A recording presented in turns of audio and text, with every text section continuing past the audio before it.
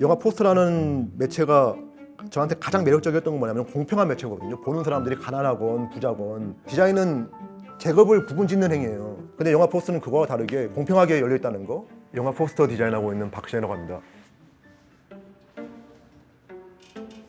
제가 경상북도 구미에서 중고등학교를 나왔는데 그곳이 80년대, 90년대에 동일한 난지가 막 생기기 시작하고 진짜 말 그대로 환락의 도시였거든요. 신흥도시가 막 생기기 시작할 때는 당연하게 범죄자들이 막 들끓잖아요. 그런 좀 험한 도시에서 크다 보니까 그곳을 벗어나고 싶은 욕망이 컸었어요. 뭘 하고 싶다기보단 무작정 서울로 가야겠다. 그래서 고등학교 2학년 때 가출해가지고 서울에 와서 인덕원이라는 데서 가스 배달을 했었는데 그 사상동에 시네마테크 서울이라고 예술영화 막 아방가르드 영화 이런 것들을 모여가지고 막 보면서 토론하고 이런 시네마테크가 있었어요. 이제 저한테는 완전 신세계잖아요. 대부분 내가 가지지 못한 것들을 갖고 있는 사람들이 멋있잖아요. 저는 이겼거든요.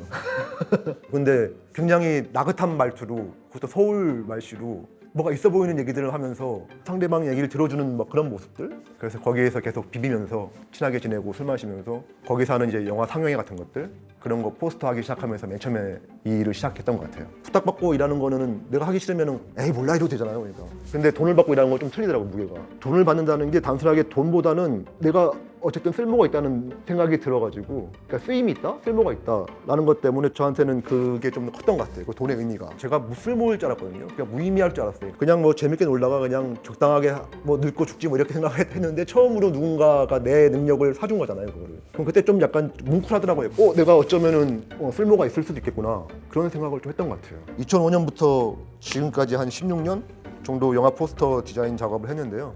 한 해 평균 뭐 많게는 40편, 적게는 뭐 15편, 10편 정도 해가지고 평균 뭐 30편 정도 잡으면은 거의 한 400편, 500편 가까이 했죠.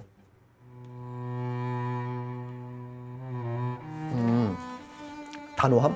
우리가 만나서 대하는 사람들이 얼마나 많아요. 솔직히 뭔가를 만들어야 된다고 하면은 저희 같은 경우는 감독, 배우, 매니지먼트, 제작사 이제 그런 사람들한테서 어떻게든 이거를 끌고 나가야 돼요. 생산자거든요. 같은 생산자예요. 근데 우리는 이거를 소비하는 사람들한테 목적이 가 있어야잖아요. 그러니까 우리의 실질적인 클라이언트는 대중들이란 말이잖아요. 근데 이 대중들한테 선보기까지 아닌 거는 아니다고 빠르게 얘기하고 빠르게 저지하는 거. 그 단호함은 뭐냐면은 그냥 단호해버리면 안 되고 책임을 져야 되는 거예요. 만약 그게 실패하면 책임은 전적으로 나한테 있는 거예요. 그거를 가자고 주장을 했으면은 거기에 대한 실패도 봐야 되고 여러 가지 상황들을 봐야 되는 거거든요. 그냥 말하는 거 너무 싫고 막 복잡하고 귀찮아서 하는 건 아니고 여러 가지 시뮬레이션을 해보죠.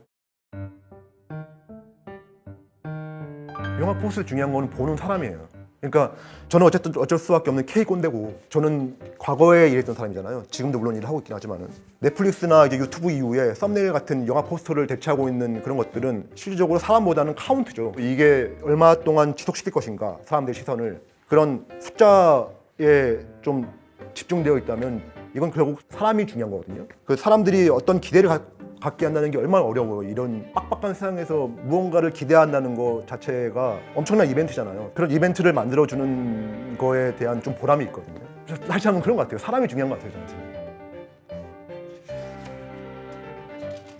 일단은 제가 디자인 교육을 받은 적이 없잖아요. 나름대로 디자인이라는 거를 공부를 해야 되는데 어떻게 할 줄 잘 모르겠더라고요. 그냥 저한테는 그러니까 디자인이 그냥 제2 외국어 같은 느낌이었거든요. 나는 그 단어나 이제 문장으로 이루어진 어쨌든 언어체계를 쓰고 있는데 그림으로 바뀌어진 그 언어를 쓰는 거랑 되게 비슷한 프로세스를 거치는구나라는 생각을 하게 됐던 것 같아요. 비슷한 주제를 가진 소설이랑 비슷한 주제를 가진 시랑 같이 읽으면은 이렇게 문장으로 이만한 게 이렇게 함축이 되는구나. 그래서 만약에 사랑을 테마로 한 소설을 읽으면은 그런 비슷한 사랑을 주제로 한 시를 같이 묶어서 읽는 연습을 좀 많이 했던 것 같아요. 그러면은 그 2시간짜리를 어떻게 한 장에 압축할지에 대한 좀 힌트도 얻고 그 다음에 내가 다루는 뭐 색깔이나 이런 것들이 어떻게 하나의 단어가 돼서 그게 하나의 완결된 문장이 될 수 있는지에 대한 힌트도 좀 되는 것 같아요. 뭔가 결과는 내야 되고 아무것도 모르는 게 익스큐즈는 아니잖아요. 사람들은 내가 뭘 아는지 어떤지 알게 뭐예요. 그 결과만 보는 건데 그러면 내 나름대로의 어쨌든 간에 논리는 있어야 되거든요.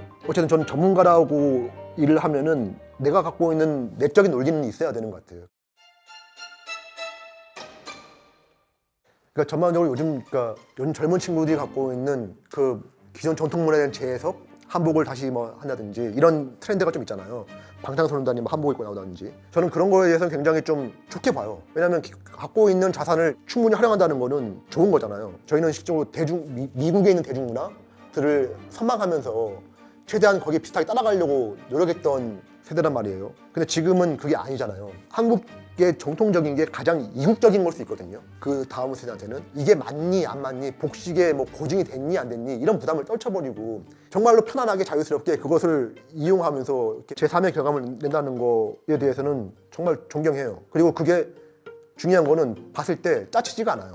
멋있어요. 그럼 된 거죠. 일단은 한국 영화뿐만 아니라 한국 문화계뿐만 아니라 정말 한국에서 무언가를 크리에이티브하게 만들어내는 사람들이 갖고 있는 개인적인 역량이나 능력은 제가 보기에는 거의 어마어마해요. 진짜 너무 지나치게 어마어마해요. 그 사람들은 정말 대접 못 받고 있어요. 그러니까 자기가 하는 만큼 대접받아야 되는데 능력은 여기 있는데 여기 있거든요. 뭐라고 해야 될지 모르겠는데 외국 사람들은 딱 정말 돈 많은 만큼만 일을 해요. 시간도 마찬가지고 일도 마찬가지고 정말로 딱 자기가 예산이 적은 거에서 예산 적은 만큼만 일을 하고 많은 거에서 많은 만큼만 일을 하고 근데 한국에서 일하시는 분들은 정말로 자기가 갖고 있는 모든 걸 다 쏟아부어서 일을 해요. 그러니까 이 짧은 시간 내에 이렇게 성장을 했겠죠. 저는 제가 막연하게 품었던 계획을 이미 이뤘어요. 처음에 서울 왔을 때 막연하게 난 잘 나갈 거야 이런 거 있잖아요. 이미 이뤘어요. 그냥 다음은 저한테 일종의 예기치도 생각지도 못했던 시간이거든요. 계획했던 꿈들은 이미 끝났기 때문에 계획하지도 않았고 생각하지도 않았던 시간이 꽤 길게 주어졌단 말이에요. 내가 그동안 해왔던 노하우들이나 내가 그동안 해왔던 방식들이나 내가 그동안 나만 알고 있었기 때문에 나한테 돈을 벌어다 준 일종의 기술 같은 것들은 그걸로 이미 해먹을 수 있는 건 다 해먹었어요. 그러면은 제가 갖고 있는 이것들을 어떻게 나눠줄 수 있을까? 한 시간 가지고 유튜브를 만들어볼까? 뭐 그런 생각도 있고 근데 그것들을 혼자만 갖고 있는 게 부담스러워요. 그걸 빨리 나눠주고 싶어요.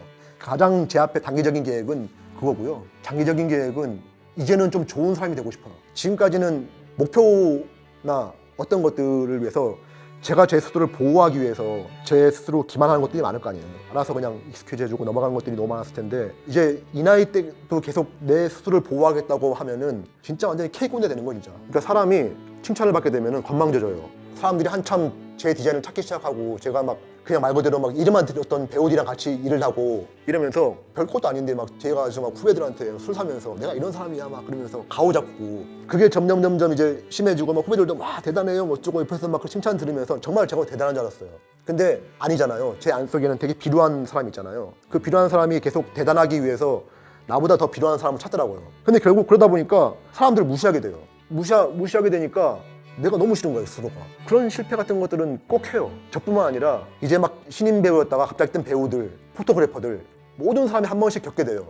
대부분 현명한 사람들은 그 기간이 짧게 끝나는 거고 나같이 미련한 사람들은 그게 오래 가는 거고 저는 지금 좀 조심스러워. 이제는 좀 좋은 사람이 돼야 될 것 같고 그게 장기적 목표예요. 그러니까 내가 지금 사랑하는 사람한테 상 받는 거 계속